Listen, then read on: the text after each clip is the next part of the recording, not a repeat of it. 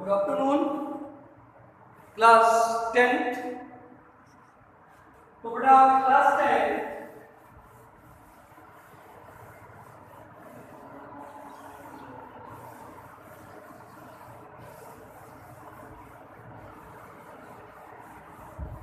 so class 10 students, previous day we explained that next day we discuss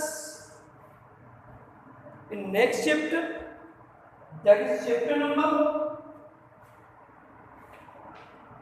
6, trigonometry ratio. बेटा आपको trigonometry introduce करवाऊंगा मैं इस chapter में। सो 10th क्लास बेटा सबसे पहले ट्रिग्नोमेट्री को समझें और उसके बाद में हम एक्सरसाइज पे बात करेंगे। चैप्टर 6, 7, 8 ये बेटा कंप्लीटली ट्रिग्नोमेट्री पे डिपेंड है और किस तरह डिपेंड है उस पर बात करते हैं। एंगल्स वगैरह पे हम बाद में चर्चा करेंगे, उससे पहले ट्रिग्नोमेट्री का मतलब समझो। ट्रिग्नोमेट्री इन 6 फॉर्म में चलता है। पहला कौन सा होता है? SIN। लेकिन जब हम इसको एब्रिविएशन फॉर्म में करते हैं, सॉर्ट आउट करते हैं, तो ई को रिमूव कर देते हैं, केवल क्या लिखते हैं? SIN, sine theta. इसे नहीं पढ़ेंगे, साइन पढ़ेंगे। दूसरा क्या होता है? कोसाइन होता है। तो IN E को हटाते हैं, केवल क्या लिखते हैं? Cos theta. थीटा क्या होता है? एंगल। थीटा पर्टिकुलर किसी एंगल को दिखाएगा और हम कैसे इसको डिसाइड करेंगे अभी मैं एक्सप्लेन करूंगा पहले। तीसरा होता है टेंजेंट, होता है एब्रिविएशन फॉर्म, लेकिन शॉर्ट में हम लिखते हैं TAN, tan थीटा।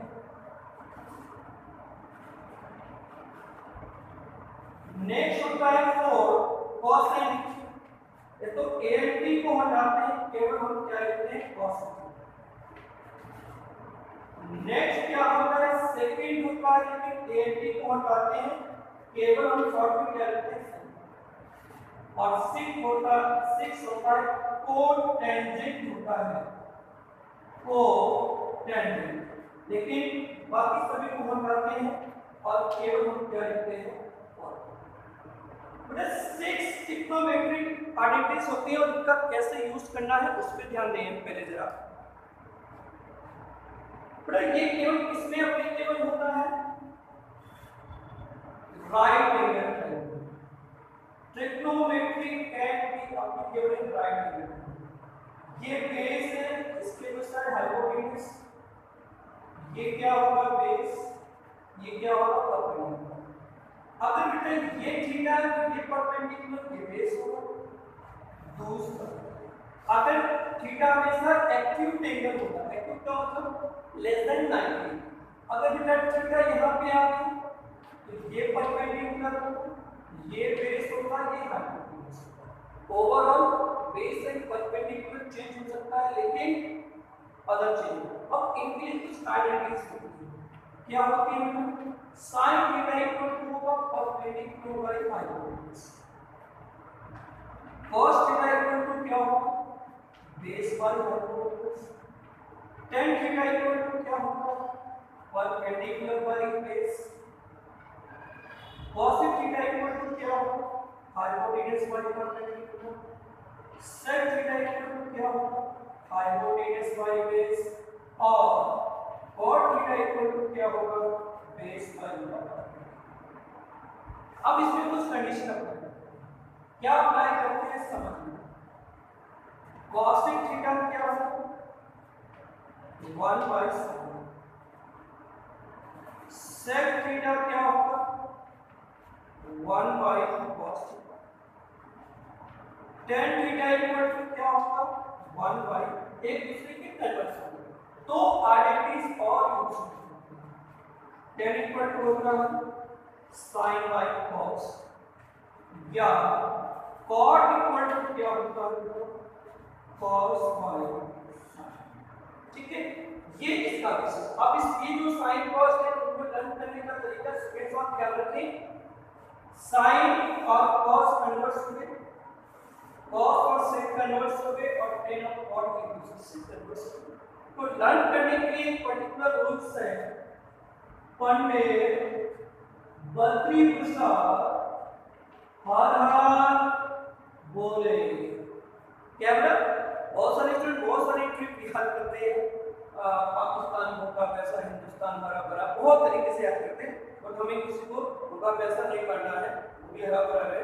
आप इस टॉपिक को रखें, पंडित बद्री प्रसाद हर हर बोले।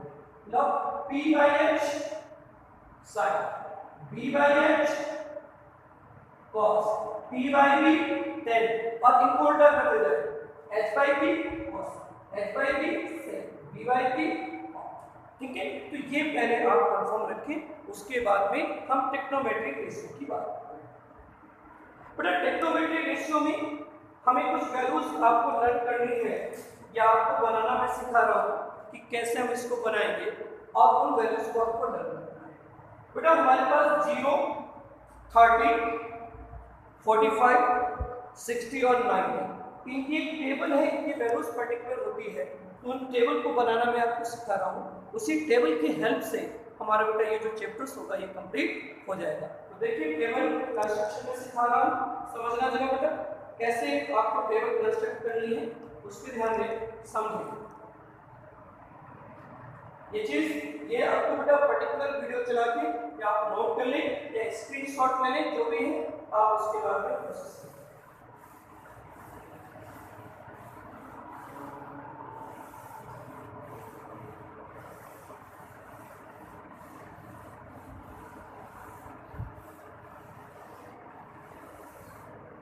देखिए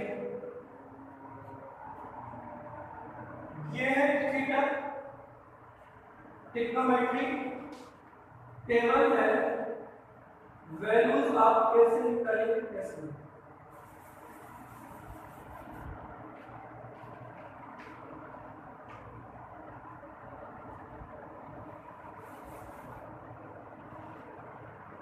ठीक है, 0, 30, फिर 45 होगा, फिर 60 होगा, उसके बाद यहाँ पे क्या है sine cos tan cosec sec और क्या होगा समझ रहे हो? मैं यहाँ पे राइट किया 1 2 3 0 सिस्टम 0 1 2 3 and 4। देखिए इसको एवरी टर्म को आप इससे डिवाइड कर दो, एवरी टर्म को आप 4 से डिवाइड करने के बाद सभी में क्या कर दो, एवरी टर्म में आप क्या रखा इस पर 0/4 यानी कि 0 और साइन 0 की वैल्यू क्या होती है 1 का रूट 1 4 का रूट तो साइन 30 की वैल्यू क्या होगी बेटा 1/2। 2 से कैंसिल किया तो 1 का रूट हो गया, उनका होगा नहीं तो साइन 45 क्या हो गया 1/2। 3 का रूट होगा नहीं तो root of 3 as it is 4 का रूट क्या हो गया 2, तो डिनोमिनेटर में क्या आ गया बेटा। इसमें बात करें 4 से 4 कैंसिल 1 का रूट 1 sin 90 की वैल्यू तो 0 30 45 60 90 sin 0 की value 0 sin 30 1/2 sin 45 1/2 sin 60 3/2 sin 90 value से कंप्लीट। अब नेक्स्ट cos पे डिस्कस करते हैं। cos पे की वैल्यूज को उल्टा लिख दो, लेफ्ट टू राइट या राइट टू लेफ्ट लिख दो। 1 √3/2 1/√2 1/2 यानी कि cos 0 1 cos 30 √3/2 cos 45 1/2 cos 60 1/2 and cos 90 that is a 0 दो आ गया। ये कभी आइडेंटिटी जस्ट मैंने थोड़ी देर पहले आपको राइट करवाई है tan इक्वल टू क्या होता है sin बाय cos। जस्ट अभी मैंने एक आपको आइडेंटिटी राइट करवाई है tan होता है sin बाय cos, दोनों को डिवाइड कर देते हैं sin 0/1 दैट इज 0, 2 से 2 कैंसिल हो गया, इन दोनों को डिवाइड 1/2 √3/2, 2 से 2 कैंसिल क्या हो गया 1/2, 45 दोनों को डिवाइड किया क्या हो गया 1 यानी कि 10 45 √3/2 2 यानी कि 2, 1 को 0 से डिवाइड करेंगे इनफिनिट, किसी भी नंबर को 0 से डिवाइड करते हैं इनफिनिट आता है, किसी 0 को किसी नंबर से डिवाइड करते हैं 0 आता है। cos बेटा किसका होता है कन्वर्स sin, cos sin होता है cos, tan होता है।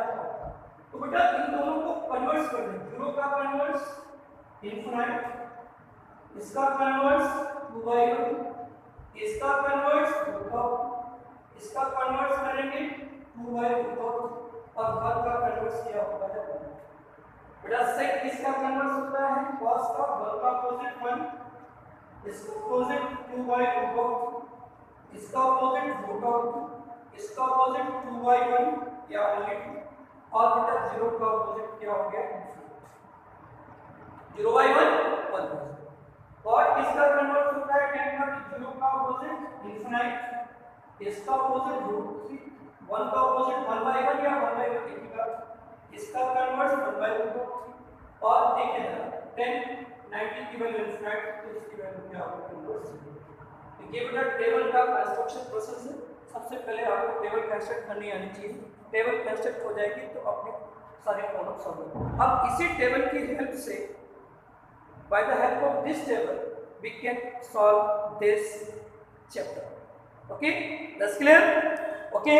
अब कुछ ट्रिग्नोमेट्री रेशियोज है, उनकी हम कैसे क्या वैल्यूज निकालती है वो हम बाद में डिस्कस करेंगे, पहले मैं कुछ एग्जांपल्स आपको एक्सप्लेन करूंगा, okay। so student see some important example, that is example number first, a table, या तो आप इसकी वैल्यूज लें करें, if you can learn all values of this table or you can confirm how can we construct this table। तो construction ज्यादा easy है, तो आप पहले इसका कंस्ट्रक्शन सीख लें और उसके बाद में आगे बढ़ें, ठीक है। So student for class 10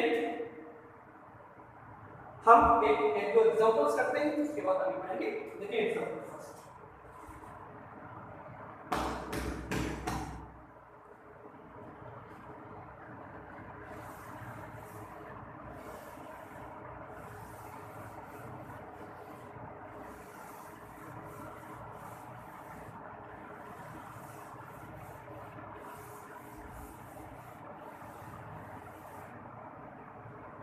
example number एक बार एग्जांपल में कुछ एक्सप्लेन कर रहा हूं,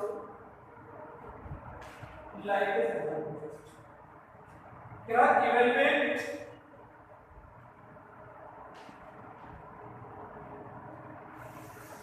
क्वेश्चन दे दिए,